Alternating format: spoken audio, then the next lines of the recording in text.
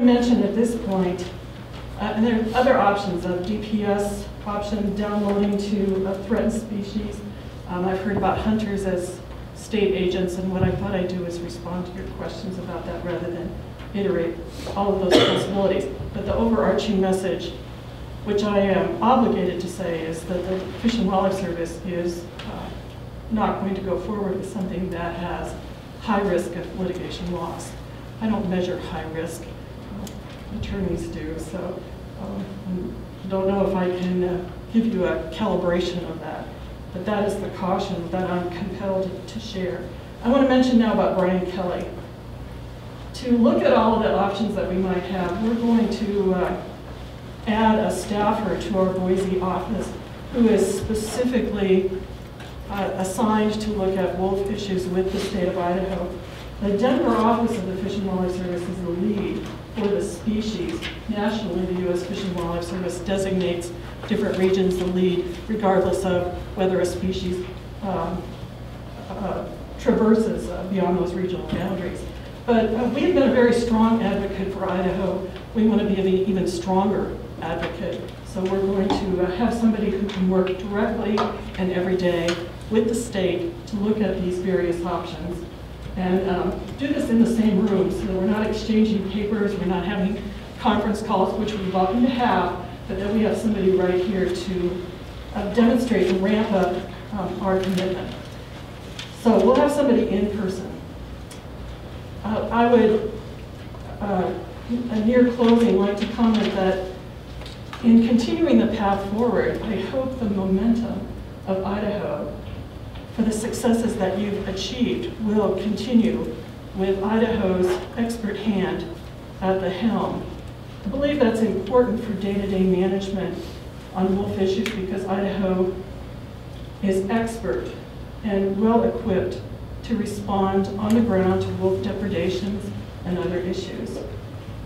And that state management of the species demonstrates the capability that supports delisting, because we're once again going to have to tackle delisting.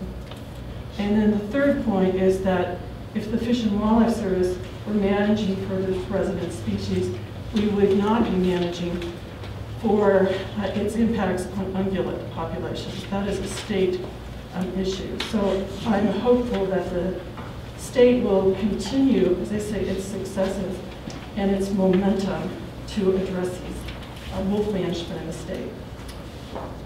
So in conclusion, and to give time for your questions or comments that you might want to make of me, and criticisms, because it was a federal rule that failed, and it failed Idaho. And we regret that. We believe that this path was merited, and the court disagreed. So the federal government is committed to take the necessary steps to recover wolves in Idaho. And in order for Idaho to be in charge of that species, we need to get them recovered, we need to get them delisted. We're still on that path, we're so near the finish line. We're going to look at every possible measure toward that goal and that success, including a sport hunt in this state. That concludes my remarks. Thanks, Robin. I appreciate that. You know, this commission travels throughout the state during the year to different regions. And to put it mildly, there is a lot of angst and a lot of frustration out there amongst our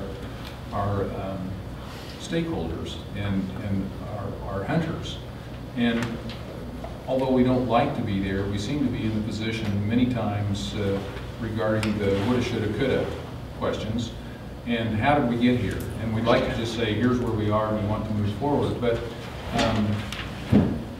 when I asked Mr. Ash that question, was there anything Idaho could have done, be it legislature, be it the commission, be it the director, be it governor, to prevent wolf introduction in Idaho? He said no. And can you reaffirm that? I will.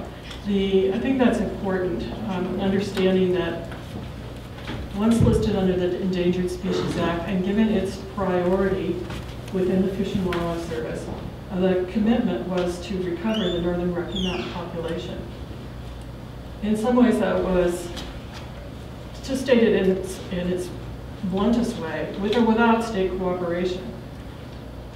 But with state cooperation, it speeded, and sometimes that cooperation was almost coerced. The wolves are here, and the situation is such that for the state, here's the role that you're going to need to play. And where there were options to not participate, sometimes the state didn't.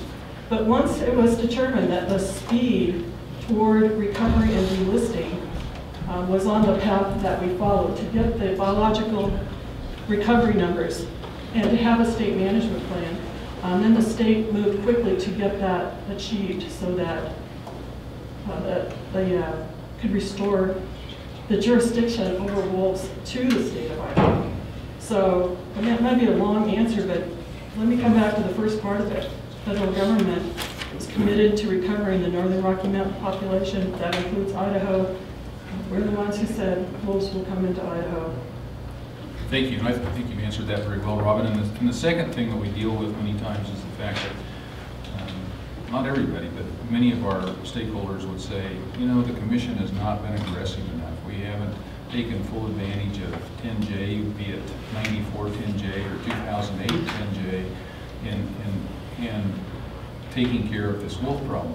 Is, in your estimation or the service's estimation, is there anything more that we as a commission could have done to be more aggressive under 10J and helping to keep us from where we are right now with our wolf numbers? Not in our opinion. And reasonable minds can differ and argue on that point, but we believe Idaho kept its eyes on the prize, delisting, and a sound management plan, getting the biological numbers to the point where they could be, they hit the recovery goals. So no, I would comment that in the opinion of the Fish and Wildlife Service, there was no shortcoming on Idaho's part to find solutions in while you were trying to get the species delisted.